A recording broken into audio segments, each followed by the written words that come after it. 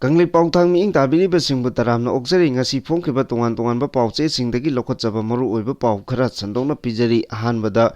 Bangladesh ta leiriba Turkey na back tauba group amana North East region sing yauna semba Greater Bangladesh ki map ama puthokre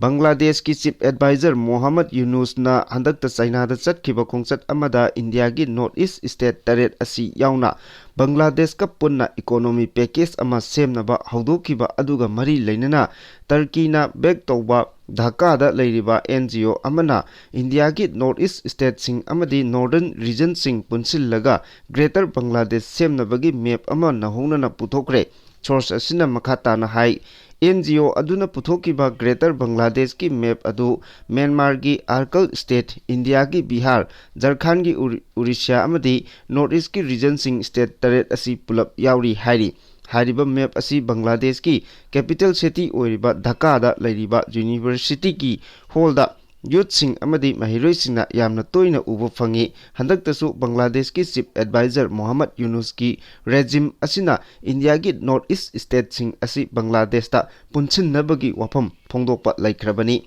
amaromda MD Yunus na Bangladesh ta sakti hek paibadagi Turkey na military supply na singba yauna armed force ki oiba hiram kayada potchai kaya supply tawduna lakibani handaktasu Ikui kuidana Bangladesh ki Chief Advisor asina India gi North East region sing asi lok oibana samudra gi oiba kudongchaba amata phangde Bangladesh asi region asida ocean gi guardian ama oibana India gi North East region asi yauna tonganba economic package ama semba mathau tai masina Chinese economy su region asida extend tawba ngamgani haina phongdokpa laikhrabani marak asida India na nongna paikhalakpa khongthang ama oina kangphal gi lambida Bangladesh tagi polam kaya India da thajilakpa thingkre masina Bangladesh ki lalon itik da achoba saifu ama piragani haukiba me 13 commerce ministry na thokiba notification ama ki matung inna Bangladesh tagi India da thajilakpa polam sing asi Mumbai gi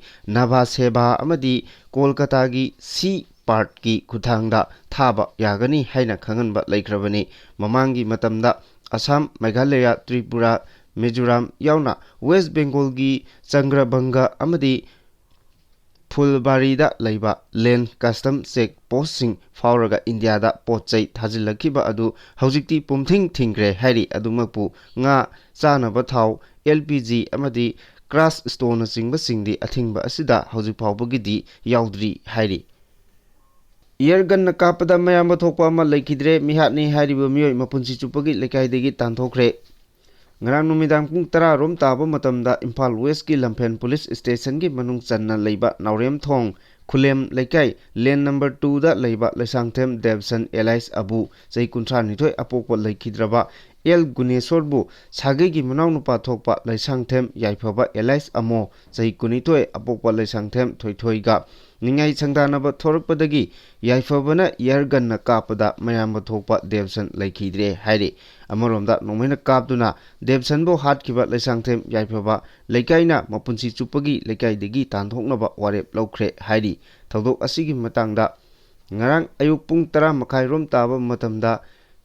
KYSPA ground da leiba Thopang Sanglengi community hall Khumanthem Leikai gi akoibada leiriba club sing haibadi KYSPA TYPA Mairapaibi amadi Leikai gi ahal laman sing yauna mifam ama megi tang 13 ki numidang pung 10 rom taba matamda apunba mifam ama pangthokduna warep ahum laukhre haina Khumanthem Leikai Mairapaibi KYSPA gi secretary amadi TYPA gi secretary Khumanthem Leikai gi secretary ahumna khuyek piduna press thadorokwa chirol amana hairagli chirosina hai lokhiba warep sing adudi thodok asida chenariba miyoi Lesangthem yaifaba Elias Amo apokpa El thoithoi hairiba miyoi asi mapunji chupagi oina Leikai asidagi tanthokpa ani suba warepta thodok asigi accused family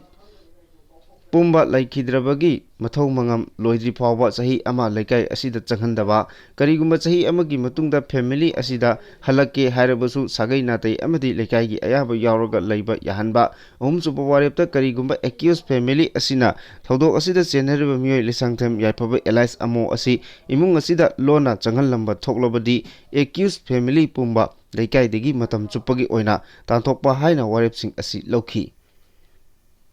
Manipur ki irang asigi solution purakpada asoba thodang lawgadaba popular government ama soidana laglagani Arun Kumar. Manipur ki irang asigi solution purakpada asoba thodang lawgadaba popular government ama state asida athubada laglagani haina wangkai ACG MLA Thangjam Arun Kumar na phongdokre wafam asi ngarang nongmaibung ayangpali Rota Laiba Nongibung Women's Development Association Mera Paibi Unit Number 1 gi Mera Sangabagi Thorom ka mari lenana MLA Arun Kumar na phongdokibane thorom aduda MLA Arun Kumar na makata na haikibada Manipur gi hauzik oiriba phibam asida popular government ama laibagi tangai fadaba leire popular government leitaba asina miyam gi chakhot thorang paikhatpada ahoba kaya thengnare maram asina athubada popular government ama semnaba MLA singna su honari haina phongdoki Mera Sangaba aduda lamdam sigi Mera Paibi Imai Bel singna khunai asi asumba maikeida lamjingnaba honabada lawriba thodang kaya busu MLA na thagatpa phongdoki Nongthombam Birenbu amuk hanna CM oibinaba Nepali singna Prime Minister da taksinkre Nongthombam Birenbu Manipur ki Chief Minister amuk hanna ohenbinaba Manipur da leiriba Nepali ngangba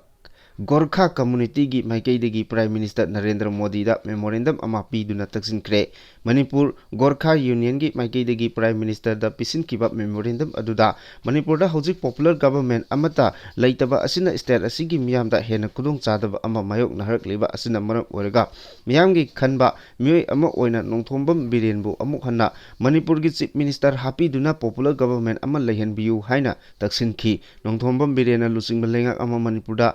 Lakibadagi Gorkha community gi thamoida hana leiramba mipaiba kaya kokhanba ngamlakhibani mahangna lusingba lengak hek lakpadagi matam kaya gi mamangdagi community asina mayokna khudongchadaba kaya leiriba asi akanba miyeng changbiduna thabak oina pangthokpa horaki masigi mayek laraba khudam ama panba tarabadi mamanggi lengakna kumja lisingani tarani thoida muthat piramlaba kobru lekha Santa Valley Pares Turibari amadi Kalal Pahar Gram Panchayat amuk hana lehenbiki mahaki lengak lamdam asida khundariba maru oina minority community ngak senbiba law and order amadi national integrity da akanba miyeng changduna thabak kaya tawramki mahana Chief Minister pham thadokibadagi Gorkha community na akiba mipaiba pokpa horaki maram asina miyamgi khanna Thabak Toba Lusingba ama oibiriba Nongthombam Birenbu amuk hana Manipur gi Chief Minister uhenbiu hainasu Manipur Gorkha Union gi maikeidagi Prime Minister da taksin kibane BDF singi khongjang tha anigi oina handokre All Manipur BDF Employees Welfare Association gi lising makada Village Defense Force BDF singna tongan ba dabi kaya taladuna matam kaktaba pen down amadi gun down tawbagi khongjang changsilaktuna lakhiba adu tha anigi oina handokle hairi tha anigi oina strike handokpa asigi matangda ngarang BDF Employee Welfare Association gi General Secretary na press ta thadorokpa chirol amana hai Manipur lengakna association da thajaba pirakpadagi association da changsilamba gun down amadi pen down khongjang adu tha anigi oina handokle hairi remasiga mari lenana ngarang Manipur lengaki Commissioner Home Imphal West Imphal East Kangpukpi District ki SP singna yauna apunba mifam ama pangthoki mifam aduda BDF singna matam kaya dagi thengnarakliba kudongchadaba sing asi athuba matamda thabakta onthoknaba honaragani haina thajaba pirakpadagi BDF singi khongjang adu tha anigi oina handoknaba warep lokhibani hairi All Manipur BDF Welfare Association na taliba demand singi manungda khwaidagi maru oiba demand di Police Act lising chanipan humphuma section tara nipal chana handuna BDF personnel singi talab hengatpa amadi regularization tawba asini panba yabadi kumja lising ani kulhumdoi me ohumdagi horaga Manipur da thokliba chahi ani helaklaba lal asida Manipur gi single lonaba tampaki mafam sing ngak senbagi thabakta BDF singna ahing nungthin khaidana asoba tawdang loduna lakibane masida natana Manipur lengangna paikhatkiba war on drugs ki khongjang dasu BDF personnel singna achoba thodang loduna khongjang aduda BDF personnel amagi punsi lomkibasu yaukre hairi reactionary tamnganba amadi ningtambagi mari makong takpa ngambada lupa lak mangagi mana pigani haina KCP PWG na lauthokre reactionary tamnganba amadi ningtambagi mari makong takpa ngamba miyoida lupa lak mangagi mana pigani haina Kangleipa Communist Party PWG MC Unification gi PRO singthai nganmana thadorokpa chirol amana hairi Chero sinahai ꯃꯤꯌꯥꯝꯒꯤ ꯅꯤꯡꯇꯝ ꯏꯍꯧ ꯍꯧꯔꯛꯂꯤꯕ Kangleipak ꯀꯝꯃꯨꯅꯤꯁꯠ party KCP PWG ꯒꯤ ꯔꯤꯑꯦꯛꯁꯅꯔꯤ ꯑꯣꯏꯅ ꯄꯥꯔꯇꯤꯒꯤ ꯃꯤꯡꯗ ꯃꯤꯆꯝ ꯃꯤꯌꯥꯝꯗꯒꯤ ꯁꯦꯜ ꯈꯥꯏꯔꯤꯕ ꯂꯨꯠꯄꯥꯠ ꯇꯧꯔꯤꯕ ꯑꯃꯗꯤ ꯀꯦꯁ ꯀꯌꯥ ꯄꯥꯏꯁꯤꯟꯗꯨꯅ KCP PWG ꯕꯨ ꯃꯤꯡꯆꯠ ꯊꯤꯍꯟꯅꯕ ꯍꯣꯠꯅꯔꯤꯕ ꯂꯥꯏꯁ꯭ꯔꯝ ꯔꯟꯖꯤꯠ ꯑꯇꯣꯞꯄ ꯃꯃꯤꯡ ꯇꯝꯉꯥꯟꯕ ꯑꯃꯗꯤ MD ꯃꯅꯤ ꯈꯥꯟ ꯑꯇꯣꯞꯄ ꯃꯃꯤꯡꯅ ꯅꯤꯡꯇꯝꯕ ꯑꯅꯤꯒꯤ ꯃꯔꯤ ꯃꯈꯣꯡ ꯄꯤꯔꯛꯄ ꯅꯠꯇ꯭ꯔꯒ ꯇꯥꯛꯄ ꯉꯝꯕ ꯃꯤꯑꯣꯏꯗ ꯄꯥꯔꯇꯤꯅ ꯂꯨꯄꯥ ꯂꯥꯈ 5ꯒꯤ ꯃꯅꯥ ꯄꯤꯔꯒꯅꯤ ꯃꯤꯌꯥꯝꯒꯤ ꯅꯤꯡꯇꯝ ꯏꯍꯧ KCP ꯒꯤ ꯌꯥꯋꯣꯜ ꯂꯥꯟꯃꯤ ꯑꯃꯗꯤ ꯂꯩꯕꯥꯛ ꯃꯤꯌꯥꯝꯕꯨ ꯃꯆꯣꯏ ꯇꯥꯅꯕ ꯔꯤꯑꯦꯛꯁꯅꯔꯤ ꯑꯣꯏꯅ ꯄꯥꯔꯇꯤꯕꯨ ꯂꯥꯟꯅ ꯎꯍꯟꯅꯕ ꯄꯥꯔꯇꯤꯒꯤ ꯃꯤꯡꯗ ꯑꯔꯥꯟꯕ ꯊꯕꯛ ꯇꯧꯔꯤꯕ ꯃꯁꯥꯅ ꯃꯁꯥꯕꯨ ꯄꯥꯔꯇꯤꯒꯤ ꯂꯨꯆꯤꯡꯕꯅꯤ ꯍꯥꯏꯖꯔꯤꯕ ꯂꯥꯏꯁ꯭ꯔꯝ ꯔꯟꯖꯤꯠ ꯑꯇꯣꯞꯄ ꯃꯃꯤꯡ ꯇꯝꯉꯥꯟꯕ ꯌꯨꯔꯦꯝꯕꯝ ꯑꯋꯥꯡ ꯂꯩꯀꯥꯏꯗꯒꯤꯅꯤ ꯑꯗꯨꯒ ꯃꯥꯒꯤ ꯈꯣꯡꯂꯣꯏ MD ꯃꯅꯤ ꯈꯥꯟ ꯑꯇꯣꯞꯄ ꯃꯃꯤꯡ ꯅꯤꯡꯇꯝꯕꯅ ꯋꯥꯡꯒꯣꯏꯒꯤ ꯄꯥꯎꯕꯤꯇꯦꯛ ꯃꯅꯤꯡ ꯂꯩꯀꯥꯏꯗꯒꯤꯅꯤ ꯍꯧꯖꯤꯛꯅ ꯁꯃꯨꯁꯪ ꯁꯥꯟꯇꯤꯄꯨꯔꯗ ꯂꯩꯕꯅꯤ ꯍꯥꯏꯔꯤꯕ ꯄꯥꯔꯇꯤꯒꯤ ꯔꯤꯑꯦꯛꯁꯅꯔꯤ ꯑꯅꯤ ꯑꯁꯤ ꯃꯃꯥꯡꯗꯁꯨ KCP PWG ꯒꯤ ꯁꯦꯟꯇ꯭ꯔꯦꯜ ꯀꯃꯤꯇꯤꯅ ꯁꯤꯕꯒꯤ ꯆꯩꯔꯥꯛ ꯄꯤꯅꯕ ꯋꯥꯔꯦꯞ ꯂꯧꯕꯁꯨ ꯂꯩꯈ꯭ꯔꯦ ꯃꯇꯝ ꯁꯥꯡꯅ ꯗꯦꯜꯂꯤꯒꯤ ꯇꯤꯍꯥꯔ ꯖꯦꯜꯗ ꯂꯩꯔꯨꯕꯗꯒꯤ ꯄꯥꯔꯇꯤꯒ ꯄꯥꯎ ꯐꯥꯎꯅꯈꯤꯗ꯭ꯔꯕ ꯇꯝꯉꯥꯟꯕ ꯑꯃꯗꯤ ꯃꯥꯒꯤ ꯈꯣꯡꯂꯣꯏ ꯅꯤꯡꯇꯝꯕ ꯑꯅꯤ ꯑꯁꯤ ꯄꯥꯔꯇꯤꯒꯤ ꯃꯤꯡꯗ ꯊꯕꯛ ꯇꯧꯅꯤꯡꯂꯕꯗꯤ ꯄꯥꯔꯇꯤꯗ ꯂꯥꯛꯅꯕ ꯈꯪꯍꯟꯈꯤꯕꯁꯨ ꯂꯩꯈ꯭ꯔꯦ ꯅꯠꯇ꯭ꯔꯒꯗꯤ ꯄꯥꯔꯇꯤꯒꯤ ꯃꯤꯡꯗ ꯊꯕꯛ ꯇꯧꯗꯅꯕ ꯈꯪꯍꯟꯈꯤꯕꯁꯨ ꯂꯩꯈ꯭ꯔꯦ ꯃꯁꯤ ꯐꯥꯎꯕꯗ ꯔꯤꯑꯦꯛꯁꯅꯔꯤ ꯑꯅꯤ ꯑꯁꯤꯅ ꯄꯥꯔꯇꯤꯕꯨ ꯃꯤꯡꯆꯠ ꯊꯤꯍꯟꯅꯕ ꯊꯕꯛ ꯇꯧꯗꯨꯅ ꯂꯩꯕꯅ ꯔꯤꯑꯦꯛꯁꯅꯔꯤ ꯑꯅꯤ ꯑꯁꯤ ꯇꯉꯥꯏꯐꯗꯅ ꯂꯣꯏꯁꯤꯟꯕ ꯃꯨꯊꯠꯄꯒꯤ ꯇꯉꯥꯏꯐꯗꯕ ꯂꯩ ꯃꯔꯝ ꯑꯗꯨꯅ KCP PWG ꯅ ꯁꯤꯕꯒꯤ ꯆꯩꯔꯥꯛ ꯄꯤꯔꯒ ꯈꯨꯟꯅꯥꯏ ꯑꯁꯤꯗꯒꯤ ꯂꯣꯏꯁꯤꯟꯅꯕ ꯊꯤꯔꯤꯕ ꯇꯝꯉꯥꯟꯕ ꯑꯃꯗꯤ ꯅꯤꯡꯇꯝꯕ ꯑꯅꯤꯒꯤ ꯃꯔꯤ ꯃꯈꯣꯡ ꯇꯥꯛꯄ ꯉꯝꯕ ꯃꯤꯑꯣꯏꯗ ꯂꯩꯕꯥꯛ ꯃꯤꯌꯥꯝꯗ ꯄꯥꯔꯇꯤꯅ ꯐꯣꯡꯅ ꯅꯠꯇ꯭ꯔꯒ ꯂꯣꯠꯅ ꯃꯇꯦꯡ ꯄꯥꯡꯕꯤꯌꯨ ꯃꯈꯥ ꯇꯥꯅ ꯔꯤꯑꯦꯛꯁꯅꯔꯤ ꯑꯅꯤ ꯑꯁꯤꯒꯤ ꯈꯣꯡꯂꯣꯏ ꯑꯣꯏꯅ ꯊꯕꯛ ꯇꯧꯔꯤꯕꯁꯤꯡꯅꯁꯨ ꯇꯁꯦꯡꯅ ꯅꯤꯡꯇꯝ ꯏꯍꯧꯗ ꯌꯥꯎꯅꯤꯡꯂꯒꯗꯤ KCP PWG ꯒꯤ ꯌꯥꯋꯣꯜ ꯂꯥꯟꯃꯤꯁꯤꯡꯒ ꯄꯥꯎ ꯐꯥꯎꯅꯕꯤꯌꯨ ꯅꯠꯇ꯭ꯔꯒꯗꯤ ꯔꯤꯑꯦꯛꯁꯅꯔꯤ ꯇꯝꯉꯥꯟꯕ ꯑꯃꯗꯤ ꯅꯤꯡꯇꯝꯕ ꯑꯅꯤꯒꯤ ꯒꯦꯡ ꯈꯨꯠꯄꯨꯗ ꯄꯥꯔꯇꯤꯅ ꯄꯤꯒꯗꯧꯔꯤꯕ ꯆꯩꯔꯥꯛ ꯑꯁꯤꯃꯛ ꯃꯈꯣꯏ ꯑꯅꯤꯒ ꯅꯛꯅꯔꯨꯕ ꯃꯤꯑꯣꯏꯁꯤꯡꯗꯁꯨ ꯐꯪꯒꯅꯤ ꯃꯔꯝ ꯑꯗꯨꯅ ꯂꯩꯕꯥꯛ ꯃꯤꯌꯥꯝꯅ KCP PWG ꯒꯤ ꯃꯤꯡꯆꯠ ꯊꯤꯍꯜꯂꯤꯕ ꯔꯤꯑꯦꯛꯁꯅꯔꯤ ꯇꯝꯉꯥꯟꯕ ꯑꯃꯗꯤ ꯅꯤꯡꯇꯝꯕꯒꯤ ꯒꯦꯡ ꯈꯨꯠꯄꯨꯗꯒꯤ ꯆꯦꯛꯁꯤꯟꯅ ꯂꯩꯕꯤꯌꯨ ꯈꯪꯍꯜꯂꯛꯂꯤ PHED ꯒꯤ ꯑꯣꯐꯤꯁꯤꯌꯦꯜ ꯔꯦꯀꯣꯔꯗꯇ ꯊꯛꯅꯕ ꯏꯁꯤꯡ ꯄꯤꯔꯦ ꯍꯥꯏꯔꯕꯁꯨ ꯐꯌꯦꯡꯒꯤ ꯈꯨꯟꯖꯥꯁꯤꯡꯗ ꯏꯁꯤꯡ ꯄꯤꯔꯝꯗꯕ MP ꯕꯤꯃꯣꯜꯅ ꯌꯦꯡꯁꯤꯟꯈ꯭ꯔꯦ ꯃꯤꯅꯤꯁꯇ꯭ꯔꯤ ꯑꯣꯐ ꯔꯨꯔꯦꯜ ꯗꯤꯚꯦꯂꯞꯃꯦꯟꯠꯀꯤ ꯃꯈꯥꯗ district development coordination and monitoring committee DISAꯅ ꯈꯨꯡꯒꯪꯒꯤ ꯂꯝꯗꯝꯁꯤꯡꯗ ꯄꯥꯏꯈꯠꯂꯤꯕ ꯆꯥꯎꯈꯠ ꯊꯧꯔꯥꯡꯒ ꯃꯔꯤ ꯂꯩꯅꯅ ꯑꯃꯗꯤ ꯖꯥꯟ ꯁꯛꯇꯤ ꯃꯤꯁꯟꯒꯤ ꯃꯈꯥꯗ ꯌꯨꯝꯊꯣꯡ ꯈꯨꯗꯤꯡ ꯏꯁꯤꯡ ꯐꯪꯍꯟꯅꯕ ꯄꯥꯏꯈꯠꯂꯤꯕ ꯁ꯭ꯀꯤꯝ ꯑꯁꯤꯒꯤ ꯃꯈꯥꯗ ꯁ꯭ꯇꯦꯠ ꯑꯁꯤꯒꯤ ꯌꯨꯝꯊꯣꯡ ꯈꯨꯗꯤꯡꯗ ꯊꯛꯅꯕ ꯑꯐꯕ ꯇꯣꯇꯤ ꯏꯁꯤꯡ ꯐꯪꯍꯟꯈ꯭ꯔꯦ ꯍꯥꯏꯅ ꯁ꯭ꯇꯦꯠ ꯂꯩꯉꯥꯛꯀꯤ public health engineering department PHED ꯅ ꯂꯥꯎꯊꯣꯛꯈ꯭ꯔꯕꯁꯨ ꯈꯨꯡꯒꯪꯒꯤ ꯃꯐꯝ ꯈꯔꯗ ꯉꯁꯤ ꯐꯥꯎꯕ ꯊꯛꯅꯕ ꯏꯁꯤꯡ ꯐꯪꯗꯕ ꯃꯐꯝ ꯀꯌꯥ ꯂꯩꯔꯝꯂꯦ ꯏꯟꯅꯔ ꯂꯣꯛ ꯁꯚꯥꯒꯤ MP ꯑꯣꯏꯔꯤꯕ ꯗꯥꯛꯇꯔ ꯑꯉꯣꯝꯆꯥ ꯕꯤꯃꯣꯜ ꯑꯀꯣꯏꯖꯝꯅ PHED ꯅ ꯁ꯭ꯇꯦꯠ ꯑꯁꯤꯒꯤ ꯌꯨꯝꯊꯣꯡ ꯈꯨꯗꯤꯡ ꯁ꯭ꯀꯤꯝ ꯑꯁꯤꯒꯤ ꯃꯈꯥꯗ ꯏꯁꯤꯡ ꯐꯪꯍꯜꯂꯦ ꯍꯥꯏꯅ ꯂꯥꯎꯊꯣꯛꯈ꯭ꯔꯕꯁꯨ ꯊꯛꯅꯕ ꯑꯐꯕ ꯏꯁꯤꯡꯗꯤ ꯐꯪꯗ꯭ꯔꯤ ꯍꯥꯏꯕꯒꯤ ꯋꯥꯀꯠ ꯀꯌꯥ ꯂꯥꯛꯄꯗꯒꯤ ꯉꯔꯥꯡꯗꯒꯤ ꯍꯧꯅ ꯉꯁꯤ ꯐꯥꯎꯕ ꯕꯤꯁꯅꯨꯄꯨꯔ ꯑꯃꯁꯨꯡ ꯏꯝꯐꯥꯜ ꯋꯦꯁꯠ ꯗꯤꯁꯇ꯭ꯔꯤꯛꯀꯤ ꯃꯐꯝ ꯀꯌꯥꯗ ꯌꯦꯡꯁꯤꯟꯕ ꯆꯠꯂꯨꯕꯗ ꯊꯛꯅꯕ ꯑꯐꯕ ꯇꯣꯇꯤ ꯏꯁꯤꯡ ꯐꯪꯂꯝꯗꯕ ꯀꯌꯥ ꯑꯃ ꯂꯩꯔꯝꯂꯦ ꯉꯔꯥꯡ ꯏꯝꯐꯥꯜ ꯋꯦꯁꯠ ꯗꯤꯁꯇ꯭ꯔꯤꯛꯀꯤ ꯐꯌꯦꯡꯒꯤ ꯈꯨꯟꯖꯥꯁꯤꯡꯒꯤ ꯌꯨꯝꯊꯣꯡꯁꯤꯡꯗ ꯏꯁꯤꯡ ꯐꯪꯈ꯭ꯔꯦ ꯍꯥꯏꯅ PHED ꯒꯤ ꯑꯣꯐꯤꯁꯤꯌꯦꯜ ꯔꯦꯀꯣꯔꯗꯇ ꯂꯩꯔꯝꯂꯕꯁꯨ ꯏꯁꯤꯡ ꯐꯪꯗꯅ ꯂꯩꯔꯝꯕ ꯈꯣꯡꯆꯠ ꯑꯗꯨꯗ ꯈꯪꯕ ꯉꯝꯈ꯭ꯔꯦ MP ꯕꯤꯃꯣꯜꯒꯤ ꯈꯣꯡꯆꯠ ꯑꯗꯨꯗ PHED ꯒꯤ ꯑꯣꯐꯤꯁꯤꯌꯦꯜꯁꯤꯡ ꯑꯃꯗꯤ ꯐꯌꯦꯡꯒꯤ ꯈꯨꯟꯖꯥꯁꯤꯡꯒꯁꯨ ꯍꯛꯊꯦꯡꯅꯅ ꯋꯥꯔꯤ ꯁꯥꯅꯈꯤ MPꯅ ꯑꯊꯨꯕ ꯃꯇꯝꯒꯤ ꯃꯅꯨꯡꯗ ꯐꯌꯦꯡꯗ ꯄꯥꯏꯈꯠꯂꯤꯕ ꯋꯥꯇꯔ ꯁꯄ꯭ꯂꯥꯏ ꯁ꯭ꯀꯤꯝ ꯑꯗꯨ ꯂꯣꯏꯁꯤꯟꯗꯨꯅ ꯃꯤꯌꯥꯝꯗ ꯑꯐꯕ ꯏꯁꯤꯡ ꯄꯤꯅꯕ PHED ꯒꯤ ꯑꯣꯐꯤꯁꯤꯌꯦꯜꯁꯤꯡꯗꯁꯨ ꯈꯪꯍꯟꯈ꯭ꯔꯦ ꯍꯥꯏꯔꯤ ꯃꯅꯤꯄꯨꯔꯒꯤ ꯀꯥꯡꯂꯨꯞꯀꯤ ꯏꯔꯥꯡꯗ ꯆꯦꯟꯅꯕ ꯃꯤꯑꯣꯏ ꯑꯃ NIAꯅ ꯀꯦꯔꯦꯂꯥꯒꯤ ꯊꯥꯂꯥꯁꯤꯔꯤꯗꯒꯤ ꯐꯥꯔꯦ ꯃꯅꯤꯄꯨꯔꯗ ꯊꯣꯛꯈꯤꯕ ꯀꯥꯡꯂꯨꯞꯀꯤ ꯏꯔꯥꯡꯗ ꯆꯦꯟꯅꯕ ꯔꯥꯖꯀꯨꯃꯥꯔ ꯃꯥꯏꯄꯥꯛꯁꯅꯥ ꯀꯧꯕ ꯃꯤꯑꯣꯏ ꯑꯃ ꯍꯧꯈꯤꯕ ꯃꯦ 13ꯀꯤ ꯅꯨꯃꯤꯗꯥꯡꯋꯥꯏꯔꯝ ꯄꯨꯡ 5 ꯇꯥꯕꯗ NIAꯅ ꯀꯦꯔꯦꯂꯥꯒꯤ ꯊꯥꯂꯥꯁꯤꯔꯤꯗꯒꯤ ꯐꯥꯔꯦ ꯍꯥꯏꯔꯤ ꯑꯦꯖꯦꯟꯁꯤꯒꯤ ꯄꯥꯎꯅ ꯍꯥꯏ ꯄꯥꯎ ꯑꯁꯤꯅ ꯃꯈꯥ ꯇꯥꯅ ꯍꯥꯏꯔꯤꯕꯅ ꯃꯤꯑꯣꯏ ꯑꯁꯤ ꯍꯧꯈꯤꯕ ꯅꯨꯃꯤꯠ ꯈꯔꯅꯤꯒꯤ ꯃꯃꯥꯡꯗ ꯊꯥꯂꯥꯁꯦꯔꯤꯗ ꯂꯩꯕ ꯂꯣꯀꯦꯜ ꯍꯣꯇꯦꯜ ꯑꯃꯗꯒꯤ ꯐꯥꯕꯅꯤ ꯃꯍꯥꯛ ꯃꯐꯝ ꯑꯗꯨꯗ ꯍꯥꯎꯁ ꯀꯤꯄꯤꯡ ꯖꯣꯕ ꯇꯧꯔꯒ ꯂꯩꯕ ꯃꯤꯑꯣꯏꯅꯤ ꯔꯥꯖꯀꯨꯃꯥꯔꯤ ꯃꯥꯏꯄꯥꯛꯁꯅꯥ ꯑꯁꯤ ꯏꯝꯐꯥꯜꯗꯒꯤꯅꯤ ꯍꯧꯈꯤꯕ ꯅꯨꯃꯤꯠ ꯈꯔꯅꯤꯒꯤ ꯃꯃꯥꯡꯗꯒꯤ NIAꯅ ꯃꯍꯥꯛꯄꯨ ꯐꯥꯅꯕ ꯀꯣꯏꯊꯤ ꯊꯤꯗꯨꯅ ꯂꯥꯛꯈꯤꯕꯅꯤ ꯊꯥ ꯑꯁꯤꯒꯤ 13ꯇ ꯍꯧꯈꯤꯕ ꯏꯔꯥꯏ ꯅꯨꯃꯤꯠꯇ ꯀꯦꯔꯦꯂꯥꯒꯤ ꯊꯥꯂꯥꯁꯤꯔꯤꯗ NIA gi team amana health official saraga sang naina nongju tha matamgi laina tina sing lakpada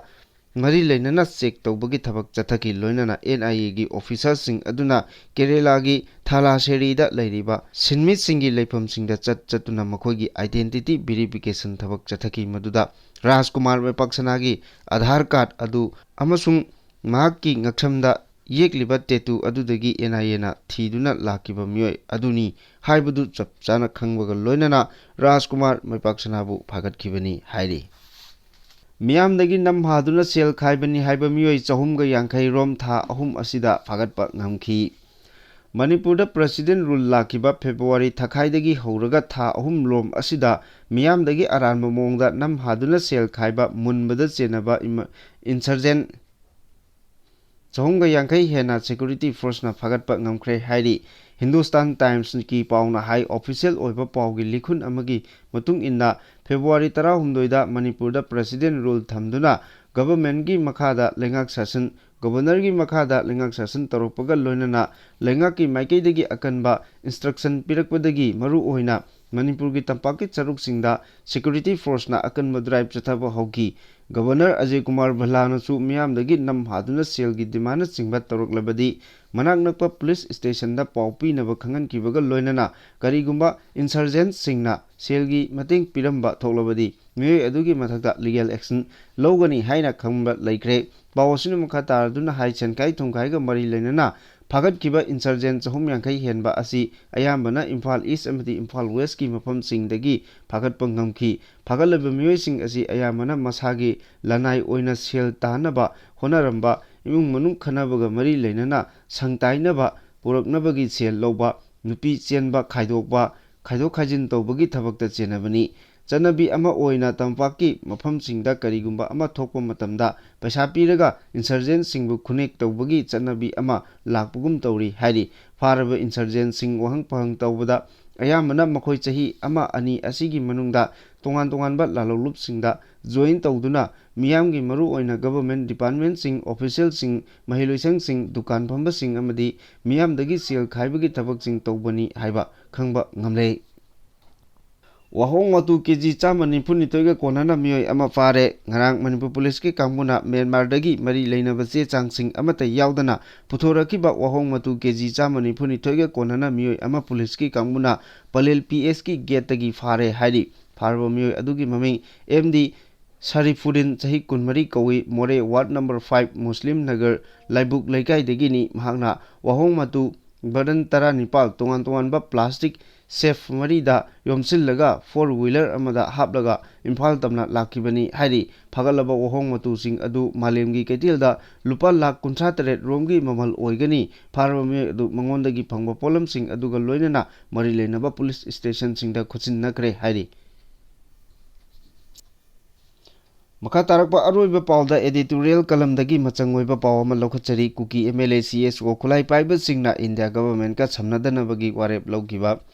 Illegal migrant chin kuki jo terrorist singna India gi apunba saktam thugaina ba Manipur miyang gi matakta landaduna separate administration gi kuki singi da oiba lebak jalengam ama semna bagi demand loikam naida ba wathoki warusin purakna ba khonabada India government ki thodang chauna lei law gi wangmada Indo Myanmar border ngamkhai lana lebak asida changsil lakiba kulai paiba terrorist singna lebak ki apunba gi saktam thugaina ba landarakpada India government ki lusingba singna matam chana laksinna ba Hona dabadagi wathok asi chahi ani henjilakle Central government na lebak tugaina ba landaraki ba singi matakta military crackdown chathabagi mahutta kuki singna leiba mafamda changba yadaba changkhai changba yadaba buffer zone chemduna ngak chenbagi thabak chathabadagi hendoktuna akhannaba security force amana punna lanban chanminnaduna apunbagi saktam ngak liba singya tamyada leiba khul singda nongmai amadi bom kapsin bagi thong sing chathaki bagi wathok sing leiri India government na thokliba wathok asigi warusin purakna bani haiduna state asida masing thingamdaba security forcing thajilakiba aduna landarakiba sing laksinnaba honabagi mami tade amaromdana central government ki luchingba singna wathok asigi warusin purakliba nakal mugnariba nakal ani punna wari sanaraga political dialogue ta waroisin puraknaba honagani haiduna dialogue chathaba hore hairabasu mapung phaba ngamdaba asina mato karamna warisin purakadage haiba langtaknaba wahang hangnari lebaki matakta landarakiba illegal immigrant terrorist sing laksinnaba honabagi mahuta political dialogue chatharaga warisin puraknabagi khongthang asidagi khangba ngamlibadi wathok asi politicalize onthoknaba honabani lawi lamhen tu henba narco terrorist singna miyamgi mathakta chathaba war crime bu political issue oina sak khangba tarabadi terrorism chawatpani haibada haimanba thokloi chahi ani mapung pharaklaba wathok asigi warisin purakpa ngamdana leiribagi maramdi thokleba wathok asi political issue ohennaba honabadagini mitei amadi kuki ani gi marakta khulai gi muknaba thokleba asida jin kuki jogi mihut MLA tarana separate administration chogatuna